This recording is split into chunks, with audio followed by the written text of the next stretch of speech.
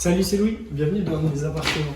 Là, ça fait 3 à 4 mois que je suis en travaux, ça fait 3 à 4 mois que je suis propriétaire. Je vais te le présenter en entier, on va commencer par la cuisine. Alors juste ici, sous le Velux qui a été changé, on va commencer par un meuble de 60 où dedans il y aura un frigo. Ici, sous le Velux pour pouvoir faire la vaisselle parce que c'est grand, je vais mettre l'évier. À droite, un meuble de rangement, un autre meuble de rangement et après la plaque. Juste ici, à côté de la cheminée, je vais mettre un plan de travail, un petit plan de travail d'une hauteur de table pour pouvoir manger.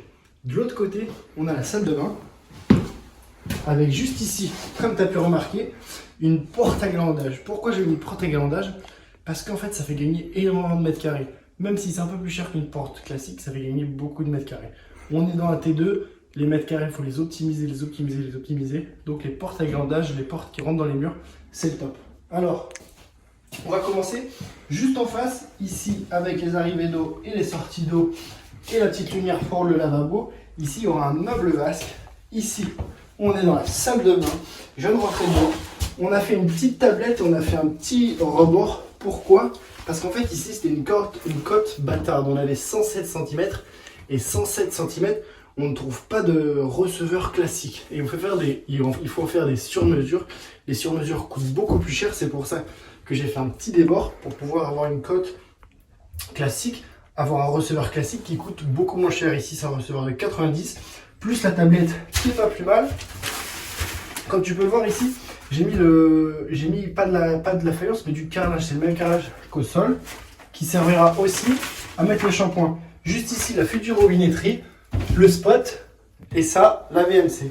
De l'autre côté, juste après le meuble vasque, juste ici, on aura les toilettes, et juste dans le bout, je vais fermer avec une petite porte. Ici, c'est tous les côtés techniques, et il y aura aussi une machine à laver. Et là maintenant, suis-moi dans le salon.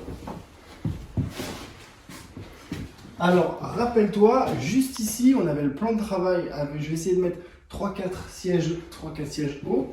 Juste ici, on est dans la partie salon. Dans la partie salon, on va mettre un canapé juste ici. Ici, il y a une verrière noire style atelier. Pourquoi j'ai mis une verrière noire style atelier? D'une part, parce que la lumière d'ici va aussi ici. De ce côté, on est plein sud et de ce côté, on est plein nord.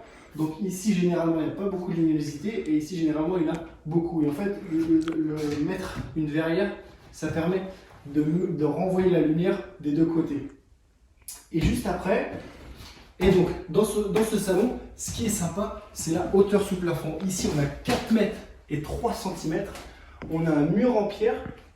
Ce mur en pierre, il a fallu le gratter. Il y avait 3 cm d'enduit, c'était peint dessus. Généralement, dans les vieux appartements, dans de l'ancien, il y a assez souvent des murs en pierre. Et les anciens ne gardaient pas ça. Ils ne gardaient pas non plus les charpentes apparentes parce que c'était pas joli pour eux. Alors que pour moi, je trouve que ça donne énormément de charme. Alors après, juste au-dessus, j'ai mis toute une rangée de spots. Tu dois te demander pourquoi je les ai collés autant. C'est tout simplement pour faire des ombres, pour créer des lumières indirectes sur le mur en pierre pour faire sympa. Juste ici, on va voir un grand lustre qui va arriver en suspension. Le but, c'est de repartir avec des fils noirs. On va essayer de les faire taper jusqu'au faîtage. Le faîtage, c'est le point le plus haut de l'appartement et on va les faire descendre avec des beaux lustres ou des belles ampoules. De l'autre côté du salon, on va voir la chambre. Je vais te la présenter tout de suite. Alors, même chose, porte à garandage pour faire économiser de la place.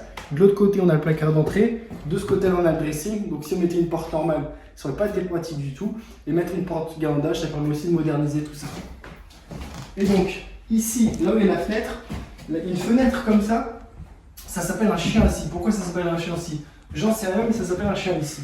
Et donc, juste en dessous du chien assis, on a le radiateur. Des deux côtés, on va avoir des niches.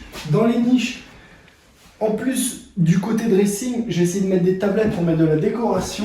Juste là, il y a deux niches. Dans ces deux niches, dans la niche du bas ici et dans la niche du bas ici, on aura des prises en USB pour faire marcher les téléphones portables. Juste en dessous de chaque niche, une prise de courant. Ici, on pourra mettre des livres, on pourra mettre ce qu'on veut. Juste au-dessus de cette tablette-là, je vais essayer de mettre un ruban LED pour, pareil, même chose que dans le salon, faire de la lumière en direct et créer des ombres. Et donc cet appartement, c'est un T2 d'une quarantaine de mètres carrés Carrez. Non Carrez, il y en a beaucoup plus. Ça m'a coûté 120 000 euros. En travaux, j'ai pas encore tout terminé, même si j'ai tout le budget, je te ferai une vidéo. D'ici un mois ou deux, une fois que tout sera terminé, je vais essayer de te faire une vidéo récapitulative du prix, de l'emplacement, parce qu'il est super bien placé, du coût des travaux, du choix des matériaux, et pour te montrer aussi pourquoi j'ai fait ça d'un certain sens et pourquoi j'ai fait ça dans un autre sens. J'espère que cette vidéo t'aura plu. C'était Louis, c'était un plaisir. Ciao!